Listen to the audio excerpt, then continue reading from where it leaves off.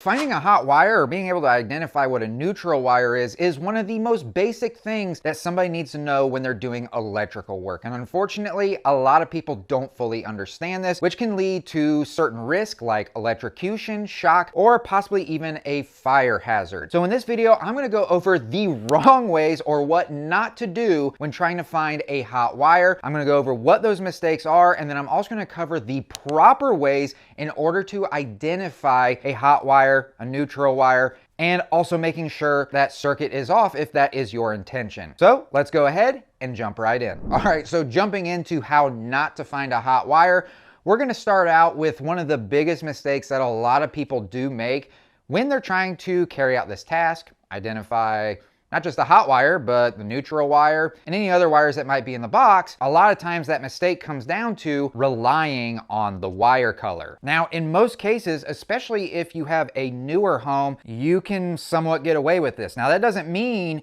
that somebody didn't wire something up improperly though. So what I mean by all of that is a lot of times when you go into a box, what you're looking for is you're looking for that wire color. So a lot of times you have a black wire. Most of the time, this means it's either a line wire or it could be a load wire. Either way, typically black represents what is going to be a hot wire, at least at some point. Then a lot of times you're also looking for a white wire like this one right here. Usually the white wire represents a neutral wire, but especially in older homes, if you see a white wire, it doesn't necessarily mean that at all. And we'll get into that in just a little bit. Now, you may also be looking for red wires, and red wires typically also mean hot. You know, if you're running a 12-3 or 14-3 wire, that's where then you're gonna have both black and red, and of course the white neutral and the bare copper for the ground. Here's the problem with this though, especially if you have an older home, a lot of the times you may open up a box and it's just full of black wires. There's nothing identifying what each wire is. Obviously, if you look at a receptacle, you might be able to tell which wire is which, as long as it was installed properly, because on the brass colored side, that'd be where your hot wires are, and on the silver colored side, that'd be where your neutral wires are. But I say all of this because this is why it's so important to make sure that you know how to identify what each wire actually is. Even if you live in a newer home, and I touched on this just a little bit ago, and they actually installed some of your more updated wiring where that is more so color coded, that doesn't mean that the person that installed it knew what they were doing. Maybe it was a previous homeowner. You have no idea, and they could have gotten everything reversed. So need to make sure that we know how to properly identify our wires, because if you don't, you do run the risk of possible shock or electrocution depending on the circuit that you're working on. All right, so for this next big mistake and how not to find a hot wire or identify wires, it comes down to a very popular tool, one that I actually use on a very regular basis. You all will see in my videos, if you've watched any of my other videos on the channel, I use this tool, and that comes down to these right here. These are non-contact voltage detectors. These are fantastic tools. I love these things. They can really make troubleshooting and verify what wire is what if you know where to use it and how to use it. So here's the thing. Most people think that they just turn this thing on, and usually a light will show up. You'll have some sort of an alarm that comes on. Right now it's showing a green light, and what that green light is representing is it's not detecting any voltage. It's not detecting any current that's running through anything because we don't have it up against a wire. Now, when this thing does detect voltage or current, then it's gonna turn red. And the way that that works is it's detecting the field that is around that wiring. That's how it's able to detect that voltage without actually making contact with it. Two things that a lot of people get wrong with these. Number one, you need to verify that this thing is even working. So you'll want to go to a circuit that you know is live, plug it into, say, an outlet or a receptacle on the hot side, and make sure that that thing beeps and turns on that red light or whatever your particular non-contact voltage detector does to signify that there's voltage there. So we want to make sure that it's working on a circuit we know that is on. So once you've verified that, now we can go and use it on whatever project it is that we're wanting to work on. We know that this thing is working properly. If you start putting this up into a junction box, a lot of times, like especially like ceiling boxes or even some of your crowded electrical outlet or receptacle boxes, there might be a lot of wires in there. The other place where this can really lead you astray is you may try to identify which wire is which ones are the hot wires, but because you don't have to make contact with a specific wire and all that stuff is a lot of times just bundled up in there and it's detecting that field that's going around the wires, you may think it's alerting you to a wire when really the wire that you think it's alerting you to that has current or voltage on it is not actually the correct wire. It's not actually the hot wire, and it's actually a different wire in the box that it's picking up on. That's why if you're going to use them, it's so important to make sure you're separating those wires out. And even then, you want to be very careful with it. So then you think you know what your hot wire is. You go to start working on things. You wire everything up. Hopefully you shut the circuit off before you start touching stuff. But if you didn't, you're going to receive a shock because you misidentified the wires. Or if you did turn the circuit off, you install your new chandelier or receptacle. Maybe it's a GFCI. And when you go to use it, it's not going to work properly. Everything's going to be reversed. And especially if you're using like a GFCI, it's not protecting anything down the line. Your switch is running in an opposite direction. Things are not going to work. For me personally, I will use this in my 120 volt applications, most of your residential receptacles, switches. That's where I'm going to use this. I do not trust this thing enough to use it in higher voltage situations. They're just that much more dangerous. Not that 120 volts can't be dangerous, especially depending on the amperage, but most of the time, if you just get shocked by 120 volts, again, depending on how much current is running through it, you're just going to feel a shock that doesn't feel very good. Don't ask me how I know. Not that I've ever done it on a handful of occasions or anything, but for the most part, that's what's going to come of that. So again, I really do like these. You need to make sure that you're following those 2 steps, especially if you're planning on using one of these. They can be a fantastic tool, like I already said. It just takes some know-how and just some very basic information to make sure that when you're using this, you're getting an accurate reading. All right, so for this next way to not find a hot wire, I kind of can't believe that I'm even making this part, but you wouldn't believe in a previous video how many people have made this comment. And the comment was, I just use my hand. And where a lot of times where somebody says something like they use their tongue, like a 9-volt battery or things of that nature, I clearly know that that is just, they're being funny. But there are actually some people out there and former electricians or older electricians that this is something that they have done in the past in order to figure out which wire is which. Now, I feel like it goes without saying that do not do this, but it's something that I just wanted to cover because it is something that some people do. And this is not the way to find a hot wire. Yes, it's effective. You will feel it. And just for science purposes, as you can see, this is a mock-up wall. I built this, but I have it set up as a real-world situation. This is very common, 2 sets of wires coming out of an electrical box, needing to find out which wires are which, especially which ones are hot wires or bringing the current into this box. And I've got this set up, again, a real world situation where I do have current flowing into this box right here. All my other wires are dead, but this one right here, that is my hot wire, as you can see with this non-contact voltage detector, with that light turning on, and then that audible sound. So this is for science purposes. Do not ever do this. There is no reason to do this. But some people, this is what they've said they do. So they'll take their hand and they will go over the wires to figure out which one is hot. We know it's this one here. So it's not going to really bother me that much, but you're going to get a little bit of a shock. But they'll just really quickly take their hands and they'll go down on it like that. And it wasn't horrible because I went so fast, but you're going to feel a little bit of that current that goes into the hands. I say you, but again, don't ever do this. But I just wanted to demonstrate for you what some people say that they do. And just to show you this is still live, we have current flowing into it there. So I just wanted to touch on this more as an interesting fact that there are people out there that actually believe that is how they should find a hot wire, or maybe they don't have tools on them. I don't know. Don't do that.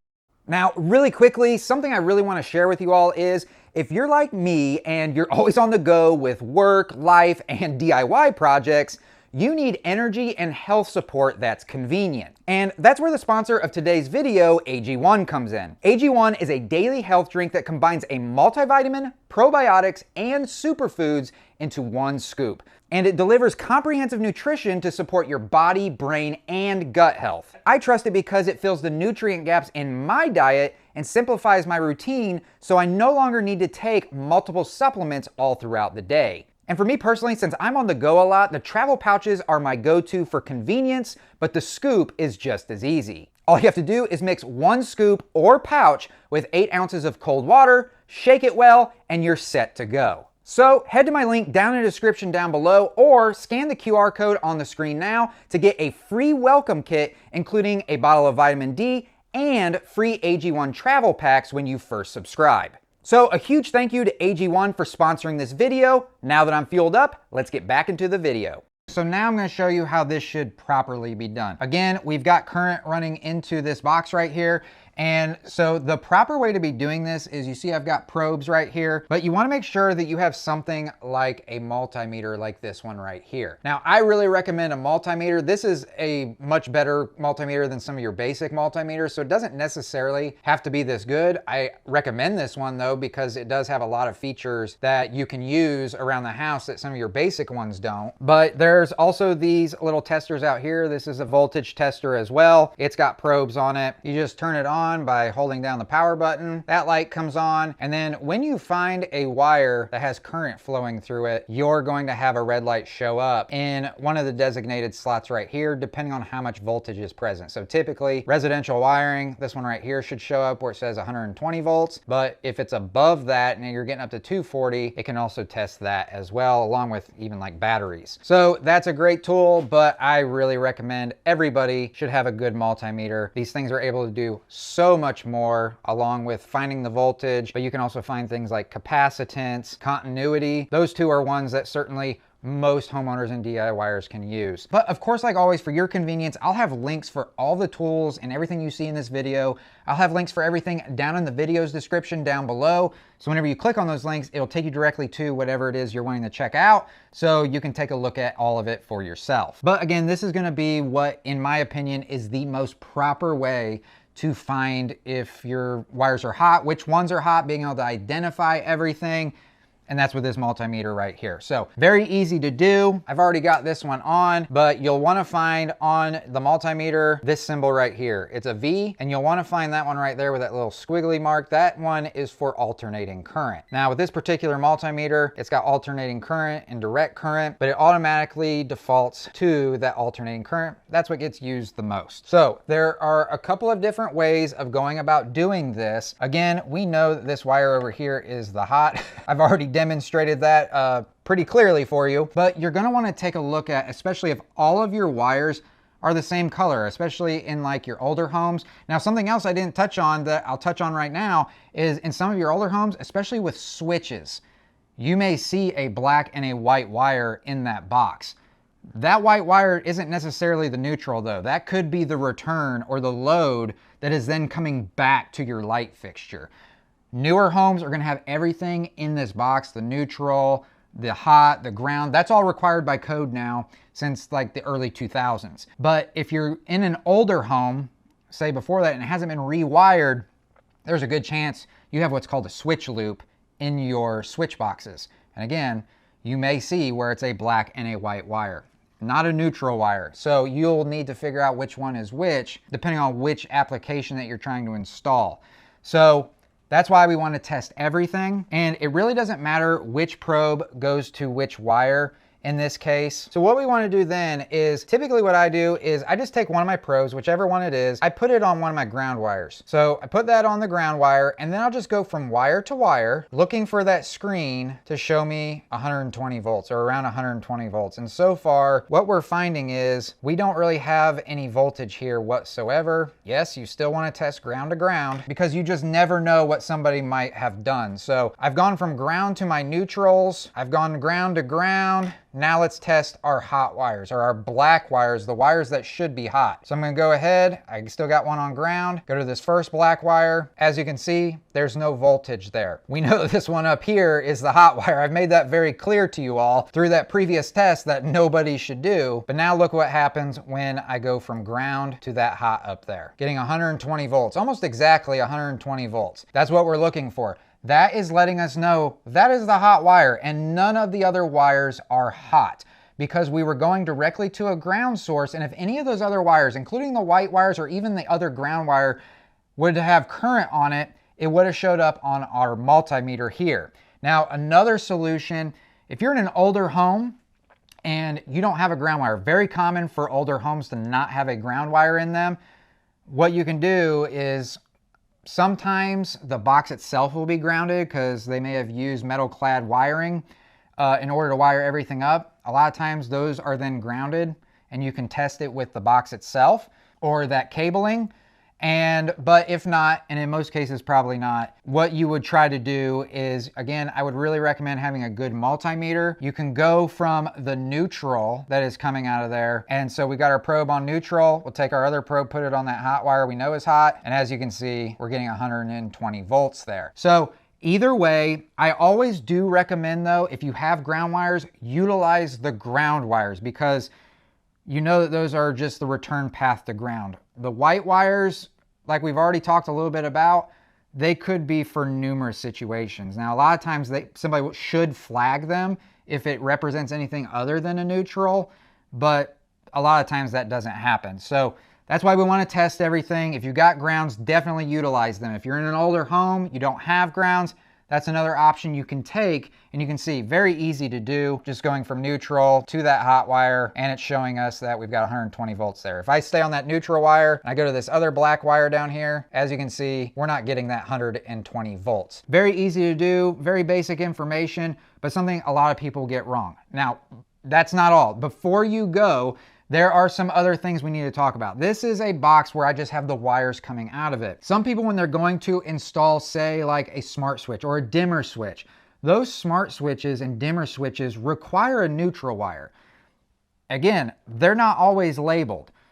Where some people go wrong is not necessarily with testing which wires are which in a switch box, but they'll put their probes because they have no idea what those wires are for. They'll take their probes, they'll start putting them usually on the terminal screws of the switch. Sometimes what can happen is maybe they tested it properly. They put one of the probes on one of the hot terminals on a switch. I'll just show you that really quickly. Here's your single pole switch. So let's just pretend that all this is still wired up in a box and our wires are connected. The proper way to test this, if everything is still on the switch, and figure out which one of these is the hot wire, because one's gonna be the line and one's gonna be the load. Take one probe, they'll go to their ground, take the other probe and put it on, one of the hot screws over here on the side to figure out which one is hot. That's all well and good. That's a way to definitely test to see which one is hot. But the problem is if you go, and I've seen this happen before, and if you ever go into a box and you see black marks, either on the wiring or on the screws themselves, very likely this is what happened. Somebody very likely could have had their probe still on that hot wire. And then when they took their other probe off, a lot of times these switches in the switch boxes, the switches are very close together. They pull it up and it makes contact or gets very close to one of the terminal screws on the right side of the other switch that's next to it, makes contact or very close. They're going to see an arc flash, and this can cause a short circuit. It can melt the wires. It can damage your probes. There's numerous things that can come from doing that. So you want to be very careful, especially in like a switch box situation. Just because all those receptacles are in one box doesn't necessarily mean they're all in the same circuit. So if you cross two circuits accidentally or get very close to them, you can have the same thing. You could get hurt. Again, arc flash, short circuit, all of those things. So all that to say, while this is very basic,